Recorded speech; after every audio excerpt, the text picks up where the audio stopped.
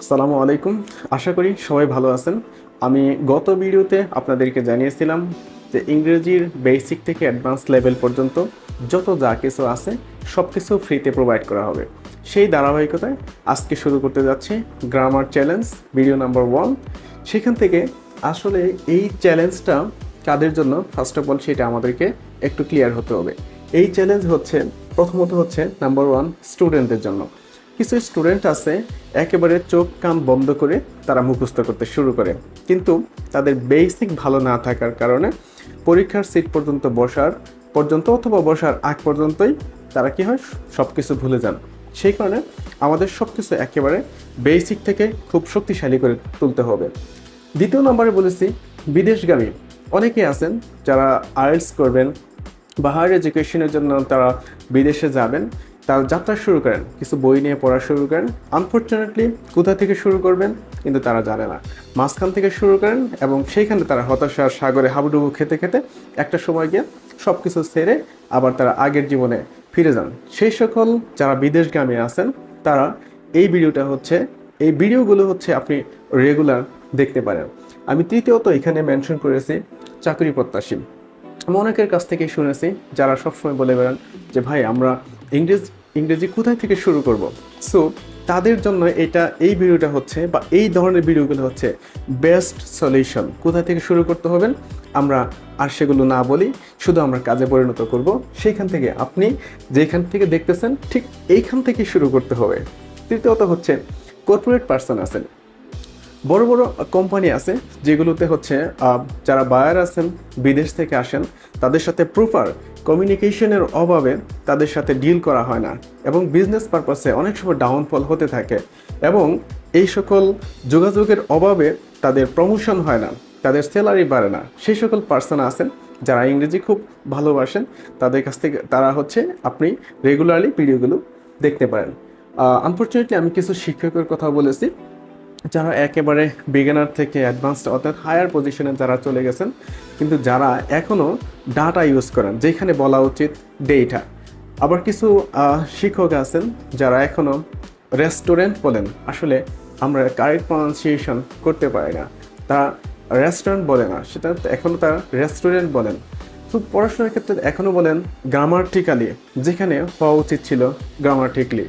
ওকে, এই সকল সম্মানিত শিক্ষকদেরকে বলবো যে আপনারা সময় করে এই বেসিক লেভেলের যে ভিডিওগুলো আছে সেখান থেকে আপনারা সময় করে দেখতে পারেন। এতে করে আপনাদের কথা শুনে বা আপনাদের প্রনাউন্সিয়েশনগুলো শুনে স্টুডেন্টরা যে চাপা হাসি আটকে রাখছে সেটা আর কখনো হবে না। সো এখন যারা স্টুডেন্ট আছে তারা কিন্তু অনেকটা অ্যাডভান্স লেভেলের, তারা অনেক কিছু অ্যাডভান্স লেভেলের জানেন। সো তাদের সাথে কপোইট করতে গেলে, তাদের সাথে তাল মিলিয়ে চলতে গেলে আমাদেরকে অবশ্যই কিছুটা পরিবর্তন নিয়ে আসতে হবে। সো অন্য অন্য অনেক সেক্টর আছেন যেগুলো বড় বড় অফিস বা যারা এখনও বসের সাথে হচ্ছে ঠিকমতো কমিউনিকেশন করতে পারেন না, সেই সকল ভাই বা আপুরা আপনারা হচ্ছে ভিডিওগুলো হচ্ছে রেগুলার দেখতে পারেন। এইখানে মার্জিন দিয়ে একটা জিনিসকে আমি আবদ্ধ করে রাখছি। আপনি এখানে যদি দেখেন যে ইংলিশ আমরা ভাষা মনে করি যেটা আমাদের একটা communication medium of communication, but এইটার পাশাপাশি আমাদেরকে এটা একটা ফিলিংস হিসেবে ধরে নিতে হবে। ইংরেজিকে আমরা যদি আবেগের সাথে জড়িত করতে পারি তাহলেই এই ইংরেজিটা আমাদের জন্য শিখতে খুব সহজ হবে। অনেকে যারা মনে করেন যে this is the hard language, এটা তাদের জন্য এটা ইজি থেকে ইজিয়ার ল্যাঙ্গুয়েজে পরিণত হবে। তো হচ্ছে আমাদের প্রথমত হচ্ছে এটাকে আবেগের সাথে জড়িয়ে নিতে হবে। যা হোক, আমরা অনেকগুলো কথা বলছি, আমরা মেইন যে কথায় যাচ্ছি সেটা হচ্ছে আমরা বাংলা, ইংরেজি, জাপানিজ, চাইনিজ যত ধরনের ভাষা পৃথিবীতে আছে না কেন, প্রত্যেকটা ভাষার উৎপত্তি হয়েছে একটা প্রথমত সাউন্ড থেকেই এই ভাষার উৎপত্তি হয়েছে। কিভাবে আমি আরেকটু ডিটেলস বলি। আমাদের আশেপাশে যেটা ফক্স বা শিয়াল বলি আমরা, শিয়াল কিন্তু যখন একটা সাউন্ড করে তখন আশেপাশে দেখবেন অনেকগুলো শিয়াল এই সাউন্ডের পরিপ্রেক্ষিতে তারা রেসপন্স করেন। কেন? এই সাউন্ডটা যখন করেন অন্যান্য শিয়ালরাও বুঝতে পারেন যে হ্যাঁ কোনো একটা কিছু বোঝাচ্ছেন, তখন রেসপন্স করে। সেম ঘটনা ঘটে হচ্ছে কুকুরের ক্ষেত্রে অথবা বিড়ালের ক্ষেত্রে অথবা গরুর ক্ষেত্রে। মা গরু যখন হাম্বা বলে ডাক দেন তখন তার যে বেবি আছে সেটা কিন্তু রেসপন্স করেন। সো এই সাউন্ডের মাধ্যমে হচ্ছে তারা তাদের কমিউনিকেশন রক্ষা করেন। কিন্তু দুর্ভাগ্য হচ্ছে গরু, ছাগল, মহিষ বা হচ্ছে কুকুর, শিয়াল এদের কোনো প্রতিষ্ঠান না থাকায় তাদের উচ্চারিত এই সাউন্ডগুলোকে কখনো একটা লিখিত রূপ দেওয়া সম্ভব হয়নি, যেটা সম্ভব হয়েছে মানুষের ক্ষেত্রে। হ্যাঁ, এই যে আমি মানুষ উল্লেখ করে দিয়েছি, তো হচ্ছে আমরা যখন কান্না করতাম, একেবারে যখন বেবি ছিলাম, যখন কান্না করতাম তখন মা আমাদের কান্নার পরিপ্রেক্ষিতে তারা রেসপন্স করতেন। কেন? মা এটা বুঝতেন যে আমরা কোনো একটা কিছু চাচ্ছি।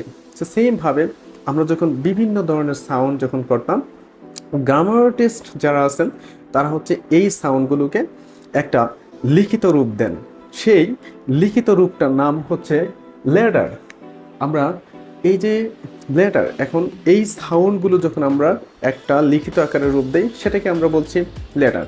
যেটা আজকে ভিডিও লম্বা হবে এই স্বার্থে হচ্ছে আমরা লেটার নিয়ে কথা বললাম না, কিন্তু আগামী ভিডিওতে হচ্ছে আমরা লেটারের খুব সুন্দর করে গুছিয়ে আমরা লেটার সম্পর্কে জানবো।